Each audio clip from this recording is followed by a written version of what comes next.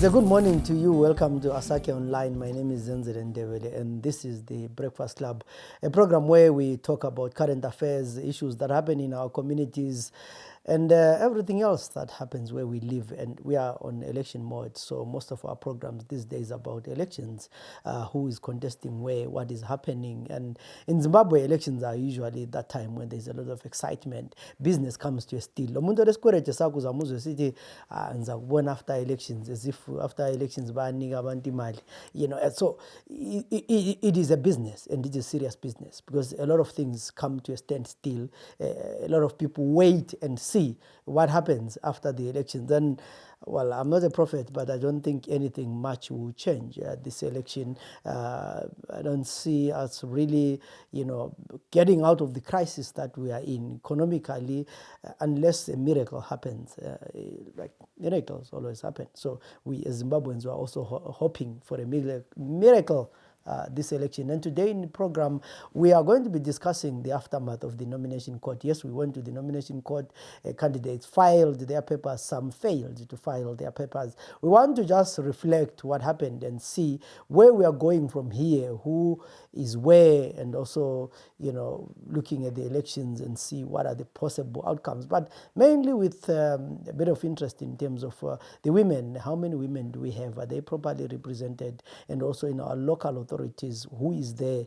What is likely to be the result? And to help me discuss and look at these issues, I have Sandra Gama. She is a programs officer at the Girls Table, and I also have Effie Ncube, who is a police analyst.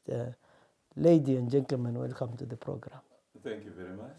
Thank you for having us. Ncube, probably I start with you. We were at the nomination court, and that day we were talking about there were still possibilities, lows and so. After the end of the day, do you think there were any surprises? Well, indeed, there were many surprises. I think, let me start with what wasn't surprising. The fact that ZANU, for instance, with all the state resources and the advantage of incumbency, was able to file candidates, nominees right across the country, at every level, from president to council. The other thing that wasn't surprising is the fact that this Triple C was able to do so also, even given the constraints that it has always been, but it managed at the end of the day to do what people expected them to do, despite the fact that they were really consolidated recently as a political organization. What was surprising, first and foremost, was the fact that the MDC, led by Douglas Monzora, was unable to file for nominations at many different levels, given the fact that they've had access to state resources via the allocations that they get from the Political Parties Finances Act. It was quite surprising, really, that they could not, beyond, even at council level, they still do not have candidates in many places. But it also consolidated the position that people have had over time now, that it is not only an organization that does not have a basis for its existence, but it is ebbing away very fast, disappearing. And indeed, the nomination process, the results of the nomination confirmed that it is disappearing. Also surprising was the fact that we did not have the contradictions that we expected in terms of particularly even within ZANU-PF itself. Predictions had been made that they were going to have multiple candidates, given the differences within themselves. Same with Triple C, but even to the extent that we saw the same within the Triple C, it was not as widespread as people would have predicted. And lastly, what wasn't surprising was the fact that we saw a decline in terms of the number of political parties that were able to file for their candidates to be officially put on the ballot paper. Given the amount of money that is ZEC is asking for you to be able to put candidates right across the country for House of Assembly, you needed 210 thereabout. Yes, 210,000 before you go to any other expenses that have to do with the election. So that was beyond many organizations in the country. In the end, it was only CCC and S02EP that were able to put candidates across. Yeah, you bring a lot of interesting issues that we're going to talk about in detail. Sandra, I think this was maybe your first election where you really looked at it closely. I saw you at the nomination court up and down. What were your observations or your interests on nomination day? For me, what really stood out was, for example, observing the people who were coming there. I could just see the number of women who were there. It seemed low compared to the expectations that I had as a person. What I hoped to see many women there, but then I guess it's not surprising there were few, considering, for example, the amount of money that's needed for one to contest as an MP. Very few women could afford $1,000 US. So as a result, I guess that explains the number of women who were there.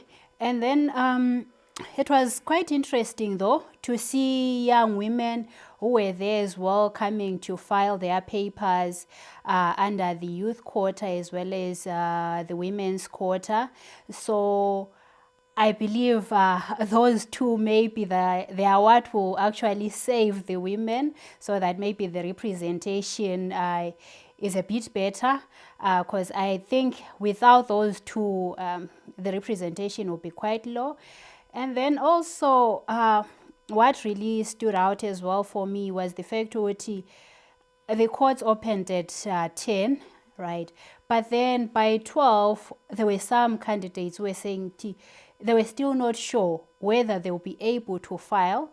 They were still waiting for their leaders to advise them whether they were there on the party list.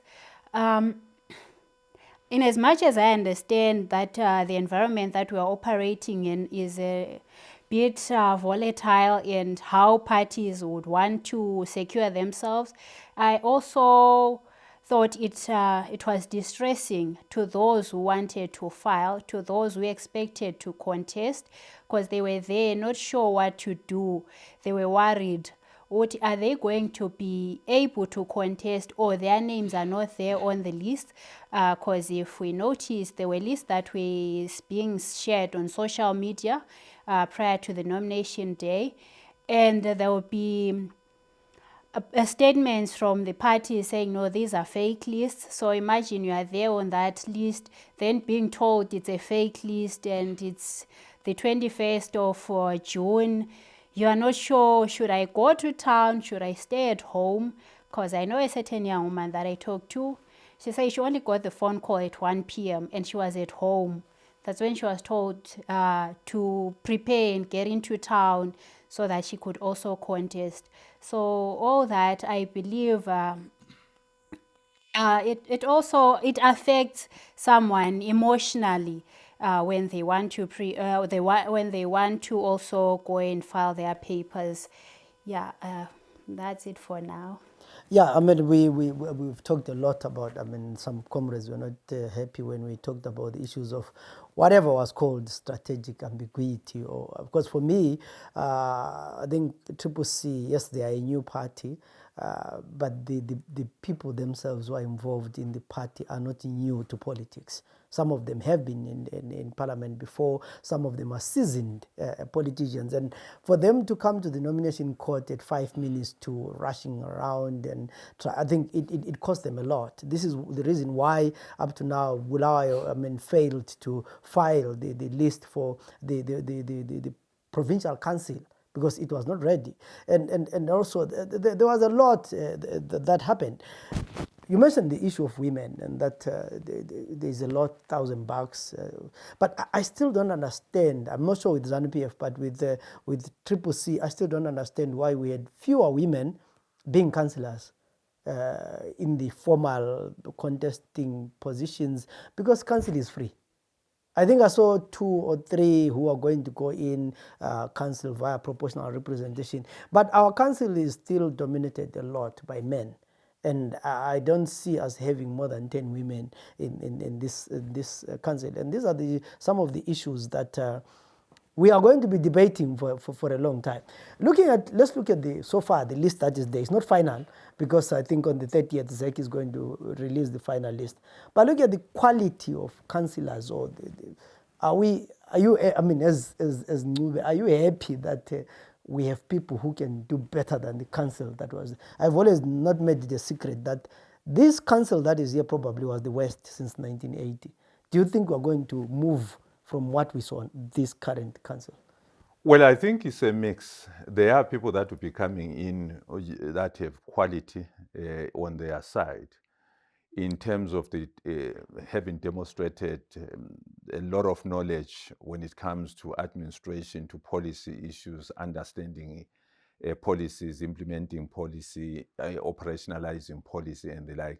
But also you have people that you doubt very much, to the extent that you say, well, the test of the pudding is in the eating. You will wait until they do something, and then we see from there whether they are people of quality or not. But there are those that you can say, I think this one definitely is going to be able to perform to expectations, even beyond expectations. But also it is important to note that the biggest problem that we have in the country that starts before even we get to the election is the fact that we are focusing on political parties and not on candidates. And therefore, it doesn't matter the quality of a person if their party in that particular constituency is popular. They are going to go in, and over the next 5 years, they are going to be doing nothing. And you are going to see a decline, sometimes a very steep decline in service delivery from even what we have been going through over the past 5 years. So unless we get to a stage where, as people, we say we are going to focus on individuals, because it is the individuals that will do the work and not political parties. But we have gotten to a stage where we are now organized strictly around political parties and less around the quality of people that we expect to get into government at various levels.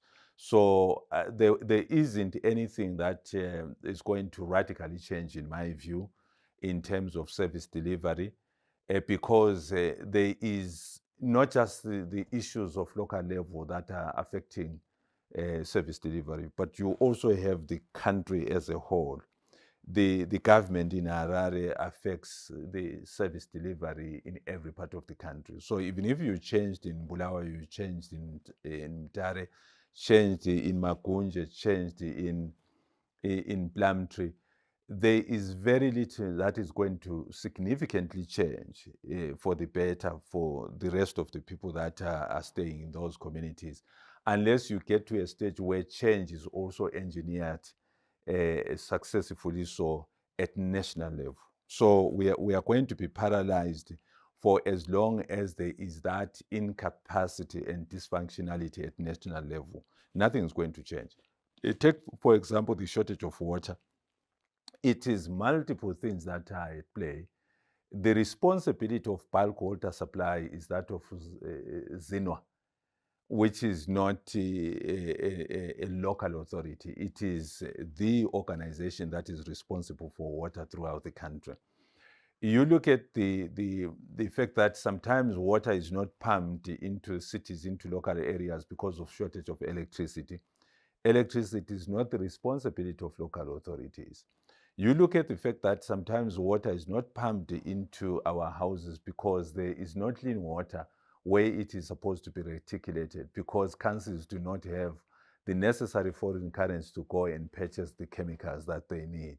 So there is so much that is happening at national level that is impacting what is taking place at service delivery level. So you need to change at local level as well as change at national level to realize the fullest quality of service delivery at local level. Yeah, and still in the same issue, Sandra. We are talking about service delivery, and we have seen what the current councillors have been up to. And we are talking about a mixture of young people filing and wanting to be the councillors, and we know the system that we are dealing with. Looking at the names that were there or the people, are you confident that these are people who can give service? And as a citizen of Bulawayo, you would happily go and pay the bills? As a citizen of Ulaya, I believe it is our duty to give them all the support that they will require without having to maybe judge them based on the current council that we have, which we say has been failing. I think I would like to believe the new ones, there isn't much that they can do which is worse than what is currently going on. So yeah, I think there is room for improvement. Young people are energetic and they have new ideas, which I hope they'll be implementing when they're elected. Also, looking at some of the faces that were there, I have hope that they have the capacity to bring about better services, better service delivery to the residents of Bulawayo, whereby I hope we'll finally see a clean city without all the uncollected refuse, with people setting up stalls wherever they want, which I hope it will come to an end after elections when we have a new crop of councillors. I also hope even the commuter omnibuses, which are now operating everywhere, they'll find a way of putting them in their designated places so that we bring about sanity and order in the city. So yeah, I really that they will do better. Yeah, moving from council, I mean, one of the issues, well, it affected council, but let me say it is maybe because of the experience, but also because of the, I don't know, the order that is in ZANU. You find that they have the money, they have the experience, they have the organizational ability to make sure that they marshal their people to what they want.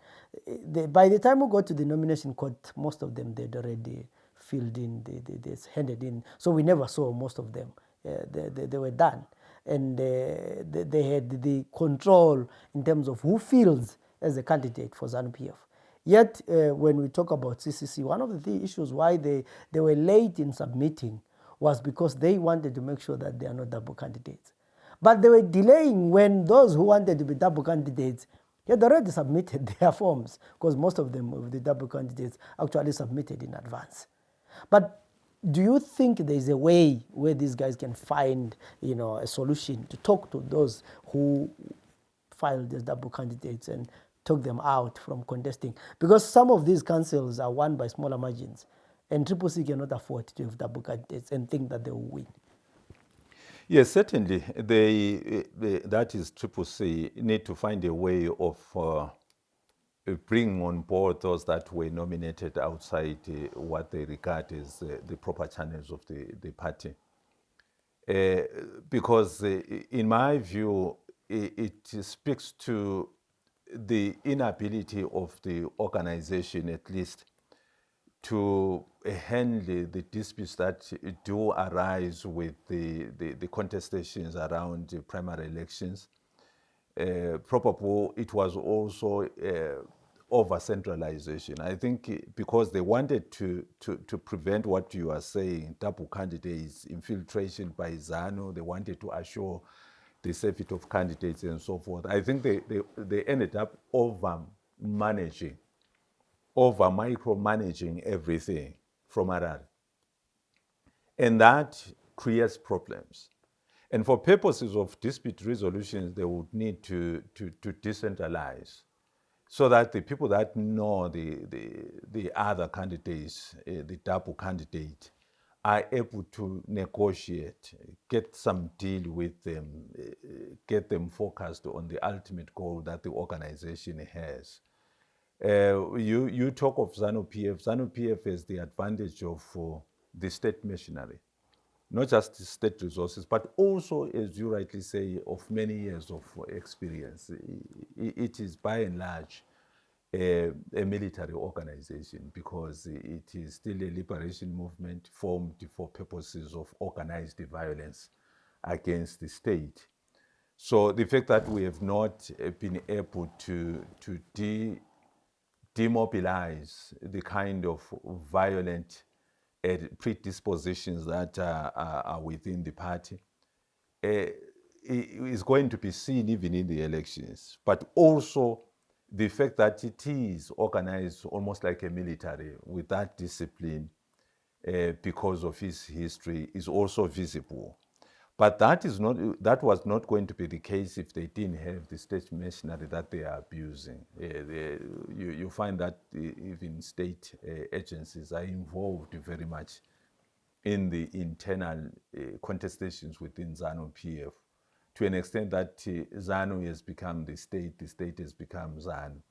But that said, I think it's a lesson that Triple C should take very serious, that you do not need to over-centralize things, because there was so much over-centralization. Those of us who were watching as everything unfolded, if you have people about an hour or 3 hours or even 30 minutes to the time, not knowing exactly whether they are a candidate or not, to me, it appears to be over-centralization and over-management. Yes, there was justification on their part to take extra precautions, no doubt about it. But sometimes if you are over-cautious, you can minimize your chances of success. I hope that that is not going to be the case now that they have to go out there and campaign. Because having said that there is a lot of danger out there, ZANU is lacking everywhere, you still have to get your candidates out to your rural communities where they are going to campaign. You are not going to manage them from Harare every time.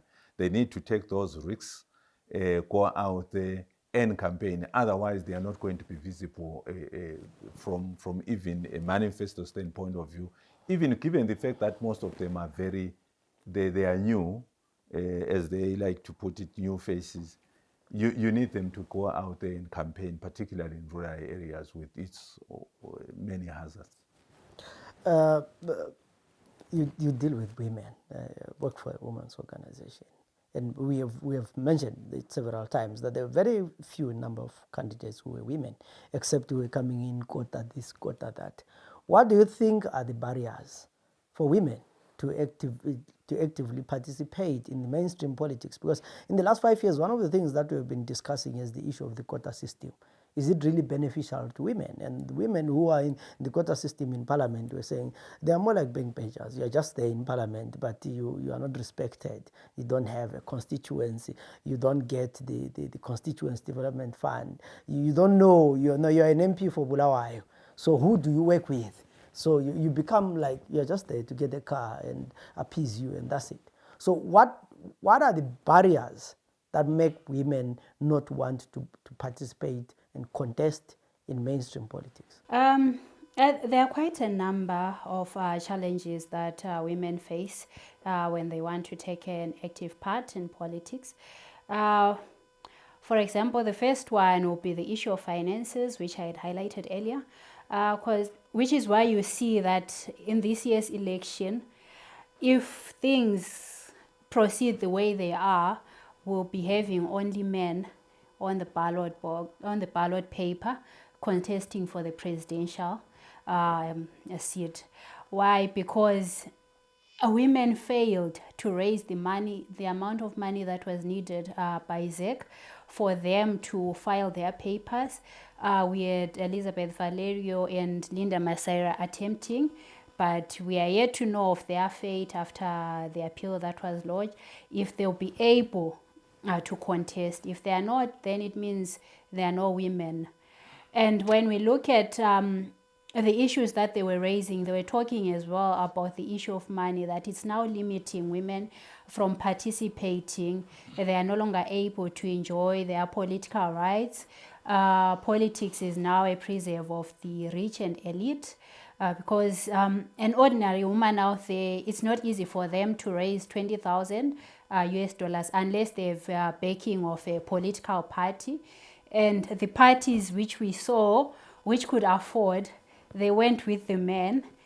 And then the other thing that we've seen, as we highlighted, that the political environment in Zimbabwe, it's very tense, it's toxic, there's so much violence. So that as well also affects the number of women who are likely to stand as candidates. It affects the number of women who would really consider taking an active part in politics. If you look at the violence that they have to endure, a few months back, I think we saw what happened to Honorable Tofa.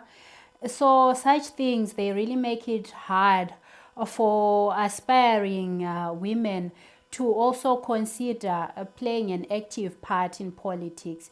When we go to the online spaces, we've seen the amount of gender disinformation that is there. We've seen how women are tarnished on a daily basis when they attempt to speak out, when they attempt to also contest. They are called all sorts of names. You'll be called Diwule, you know, all those things. Go and have kids first, get married first. So really that also, it limits women who would also want to contest, because when you look at those who are already there and you look at the lack of support that is there, you look at the violence that they are enduring, it really hinders the next person from also wanting to participate. And then on the issue of the women's quota, in my view, I think the women's quota is good as a launching pad for a political career. For example, if we use it to introduce young women into politics, I think it would work, so that in those 5 years we get to know them, and we get to know what they stand for. They build their political career using the women's quota. But then it becomes unfortunate when we have someone using the women's quota for maybe 2 terms. Then it ceases to have any benefit to other women who would also want to take an active part in politics. For me, I would say let's use the women's quota to launch one's career. Let's use the women's quota to encourage young women to also actively participate in politics. Someone comes in this year, 2023, under the women's quota. 2028, may we not have that same person again coming under the women's quota. After 5 years, I think they should have done enough to build their profile so that they can also contest, and we let the next person also benefit. So for me, that's my view on the women's quota. Yeah, you mentioned quite interesting issues, that it should not be like you have to go to parliament via women's quota, because there are people who can contest and win elections on their own, and they're strong candidates, yet they go to the women's quota. But he also touched the issue of money, and we hope that these appeals are going to, yield results. On the issue of money, money in political parties, it seems, I was fascinated by the Monzora issue, that this is the guy who actually benefited from the political finance act of political financing of a party. He took the money that didn't belong to him, technically speaking, and he got lots of it, 400,000 or so. We are talking about 238,000 for MPs, just if the 210, excluding the Senate and so. But when we were at the nomination court, in fact, I think for Bulawayo, they had just managed to raise about 16 councillors out of the 29. And the MPs that managed to submit their papers were later on disqualified because they didn't pay. What does that tell us about the politics in Zimbabwe and some characters? Well, I think the first thing is that the MDC led by Monzora is finished, completely finished. He had two challenges. The first one was to raise people. Before you even talk about money, he did not have the kind of people that would be MPs, senators, and so forth. So it shows that the party does not have support anymore. But also, you raise a very important question about the fact that he is the one who received the money under the Political Parties Finance Act. And at the end of the day, he fails to submit the names of the people that who stand as MPs, the 1,000 that was needed. It talks about the poor quality of leadership that we have, because that's a leadership question. It's not just a finance question. It's also a leadership question. When you have access to resources, albeit in limited quantities, but you fail completely to have your candidates coming out, it shows that many political parties that we have are not led by people of the kind of quality that the country would want them to be leaders of the country. So at the end of the day, politics also has sort of the election gives people an opportunity to eliminate people that are not supposed to be contesting for these positions. But in this particular instance, what we are witnessing is the money also playing a role in that, which is an unfair role of eliminating people as candidates. And the danger is that you will have your politics taken over by businesses, the corporate sector, like we see in the US, for instance. The lobbyists, the business community that wants a particular candidate or particular candidates to be in power, they will take over politics. Criminal syndicates will take over politics, because if the next election also is run along the same lines, where it requires a lot of money for you to be an MP, to be a president, then definitely criminal syndicates will come in, the business community will come in. Then at the end of the day, you will have less representation of the people, but more of representation of corporate interests and criminal syndicate interests. So we need to be very careful as a country that we don't make our politics so expensive to an extent that we end up selling it to some gangs out there. But as Sandra also mentioned, women are the majority, not just from a demographic standpoint of view, but they represent also the majority in terms of registered voters in the country. But they are the least by far when it comes to representation in political offices. So we need to come up with a formula that will address that. And for starters, really the amount of money that was charged is just way too much, unnecessarily so. Even for men, even for rich people, that was impossible. But it doesn't justify why the likes of MDC could not file for the nominations. Really, it has to do with leadership, poor leadership at the end of the day. Yeah, because it's not every day where you can just take 20,000 and bet in a presidential election where there's one winner and there's no second, and it's a lot, except for maybe people who thought that if they contest they would be in Poland and all those kind of things. Sandra, there's the issue of the rural participation, and Zambia have always been winning in rural constituencies.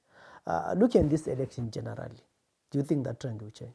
I don't think it will change, because if we look at the other opposition parties, I really feel they haven't really done much work in those rural communities for them to really have an impact that will see them winning seats from the ruling party. Also, if I think there is a lot that needs to be done when it comes to the rural areas, the participation is still low, and while it's low, you've seen there is so much interference from a traditional leadership when it comes to politics in Zimbabwe, whereby they tend to determine who people vote for And like from the interactions that we have with some of the young women, you realize that really their participation in politics, it's mainly influenced by the people in their society. It's influenced by the men in their society. If it's a young woman who is not yet married, their participation is influenced by their father. When it's a married woman, their participation is also influenced by the husband. And you see that now it depends on which party that person supports. So if the man supports ZANU-PF, it's highly unlikely that the women in that family will support the opposition. And we've seen many of the traditional leaders, they are males, so they tend to sort of set the pace on who will be voted into power in the different communities. And also, I feel like maybe there is still more that needs to be done as well when it comes to the issues of elections, electoral processes, where we find that even up to now, people are still not yet sure of their boundaries. So we are likely to see even maybe a situation whereby on election day, some will fail to vote because they will find themselves in the wrong wards. So it's now up to the political parties for them to conscientize their supporters on where they should vote. And looking at the political terrain, it's mainly ZANU-PF that will be able to go into those rural areas and inform their people on the new boundaries that are there. And if that happens, then it means it's their supporters that are likely to face less hurdles when it comes to election date. So yeah, I think not much will change when it comes to the rural vote unless something drastic is done by the opposition parties that are contesting in those different places. Sandra mentioned the issue of the boundaries, the new delimitation, and I noticed that even on nomination day, some people who wanted to be councillors failed to be councillors because they didn't know which ward they were in. So someone would contest for Ward 5 when they are registered in Ward 6 or Ward 7, and these are people who are supposed to be candidates. And then what more for the electorate who have no interest in contesting for a position? Do you think enough is being done to educate people about the new boundaries? Not at all. Not enough is being done to educate people. First and foremost, because ZEC is not doing its job, its constitutional functions in terms of going out there and making sure that people have the sufficient knowledge to cast their votes whenever they want to, wherever they want to. Secondly, it's because ZEC is constraining civil society from doing their job. You have seen the preconditions that it has put for anyone who wants to do voter education, even wanting to know the money that, where you're getting the money and so forth and so forth. So it means, by and large, the responsibility of disseminating information around elections remains the preserve of ZEC.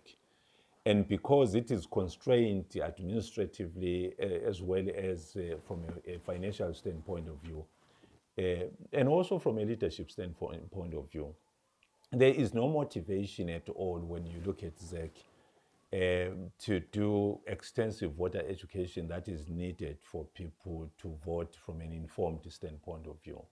So there is need to change all that, a paradigm shift that will move ZEC away from an organization that is lazy to do its job to an organization that proactively engages the communities out there, rural and urban as well. And also, earlier on, you asked the question as to whether there is likely to be changes in the voting trends. I would posit that yes, there can be, depending on also whether or not we have a free and fair election in the country, because much of the outcome of the election hinges on on whether we have a free and fair election. As long as we do not have free and fair elections, as long as the opposition is not given the free space to campaign, there is so much intimidation, there is so much media restriction, there is so much selective application of the law. The opposition is starting from a disadvantage. But at the end of the day, it will depend on the people of Zimbabwe whether they are fed up with what is happening or not. Because at the end of the day, it's their responsibility as well to say, do we want to continue where we are with what we have, with the kind of leaders we have, with the levels of poverty, unemployment, hunger, with the levels of political and economic crisis that we have? If people don't want that, then they can usher in change. But if they have acquiesced, as they seem to have done so, then they are likely to just sit there and do nothing. But there is so much time that is left. If you are talking about 1 month and 2 weeks at the least, or 3 weeks, there is so much that can change politically on those days. The opposition can up its chances. The ruling party can do the same, or you can lose. There can come a huge economic crisis, which is always waiting in the horizons, and that can damage the prospects for the ruling party. Okay, as we get to the end of this program, there's one question that you cannot escape when you come into the studio and you're in Bulawayo, and it's about Country Park. So I've said our election in Bulawayo is the most interesting part is Country Park, where we have Mthuli Ncube and Pasho, a politician, a seasoned scholar and economist, and a young man, who just recently finished his. I'll start with you, Ncube. How do you think the politics in Country Park will play out? Well, it's still very much open, but the advantage starts with the opposition. Spanda has an advantage given the fact that Bulawayo, like other urban areas, are strongholds of the opposition. And I guess in this particular instance, the opposition that one is talking about is CCC. So he has an advantage of the fact that of the location of the seat in an urban area like Bulawayo, where people are predisposed towards the opposition and against the ruling party. But it is not going to be as easy as in other constituencies. He has the advantage, but that advantage is facing serious challenges from a person who seems to be well organized in terms of his campaign, who seems to be well financed as well. So that is Spanda, the candidate for the CCC, will need to be very visible on the ground to add to the advantage that the opposition has in the urban areas. Because if he doesn't do so, he is going to be very much in trouble there. I've seen that other observers will be saying Ncube has the advantage. I don't think he has an advantage. He has the capacity to change that constituency and win it because of many things that are going for him, particularly resources, and the fact that that constituency has been neglected like nobody's business. Because of that, people are likely to vote for a person that they think is going to change their circumstances and less about the political party that he is coming from. So it will depend also on the extent to which people can separate Professor Ncube from ZANU-PF. If they can't separate him from ZANU-PF, then he will lose, despite the fact that he has the advantages that you are talking about, a seasoned scholar, an economist, having the money to go and campaign. But if people can hold him responsible for poor service delivery, because he is in ZANU that is responsible for the political and economic crisis in the country, then he will lose, even if he has all the resources. But if he manages to somehow, I don't know how, separate himself from ZANU-PF and sort of localize the issues separate the country park issues from the national issues, because it's always very important that as a candidate you do so when you have a disadvantage nationally of belonging to a party that is not much loved in urban areas. So he will need to go out there and say, I'm for country park, this is country park, this is how I'm going to sort out the mess that is in country park. And to the extent that he manages to communicate that effectively, he might sway voters. But for me now, it's still an open vote that is more aligned with the opposition and less with him. But he can change that. Sandra, what's your view? Okay, I think Outer Park will be very interesting to observe. It being a new constituency and having the finance minister running as well, it will be quite interesting to see. As to who is likely to win that seat, I think that one, it's really hard to judge. Looking at, if people are to look at the professor's track record as a finance minister, then that might work against him, that he has failed with the national pairs. So really, is there anything that he will be able to do in Country Park besides the NES 8 courses and the 1 week driving courses, which are also likely maybe to come to an end after election day when he's been voted into power? And really, I really don't think those are pressing needs for the residents of Country Park. Yes, he has started to fix the roads, he's promising so many things, but then if we look at his track record as a minister, it might work against him. But then with people in Zimbabwe voting on party lines, maybe he stands a chance, depending on, did he manage to mobilize as many people to go and register to vote as he was doing before the elections were proclaimed? And did those people that he mobilized not use him to get free transport? Were they genuine towards him? Are they really his supporters, or they were just opportunists who were taking advantage of the things that he was offering for them? He was offering them. And then on the other hand, if we look at Pasho, he's a new face. Not many people know him. A lot of people came to know about him during the nomination court. A lot of people came to know about him in the past 2 days, where he's been talking about restoring Zimbabwe to its former glory within 2 days if his party wins.